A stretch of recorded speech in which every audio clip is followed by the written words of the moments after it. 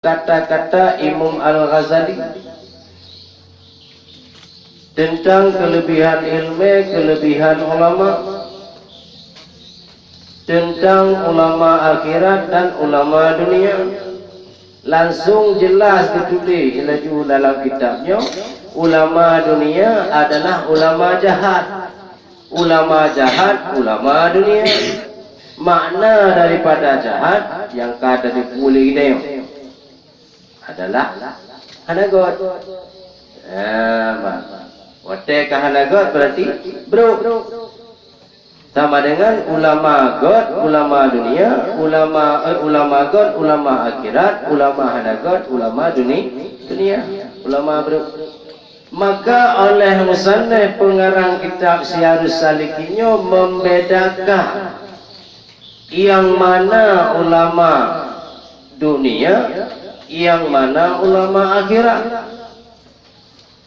Maka juga ulama dunia dan ulama akhirat perlu untuk penjelasan atau pembedaan di antara ulama jahat dan ulama akhirat.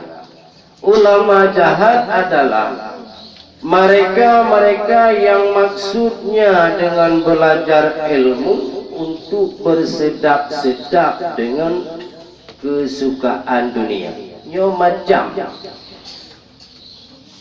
tujuan dan rencana mereka belajar ilmu di pesantren, di Dayak, bahkan di tempat-tempat yang lain dengan tujuan waktu dia sudah memiliki ilmu, tujuannya untuk bersedap-sedap tentang dunia.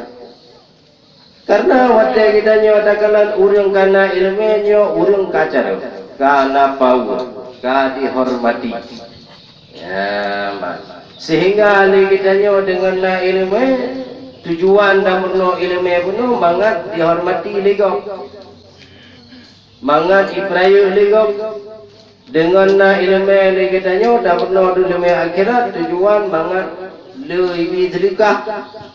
Tanya tujuan merno itu tanya pertima hukum yang sebenarnya. Terus dawa kampung lagi tanya tengok tahu tentang masalah boh jakut, masalah bagi jakut. Hantapan lagi yang tulis dalam kitab, pegak sampaikan nyo salah, nyo betul. Tujuan juga untuk mengatepai hukum langgar dalam kampungnya yang ulama akhirat.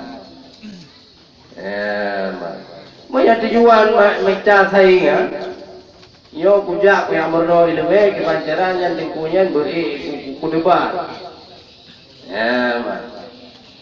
Kan? Di kampung mangat dihormati.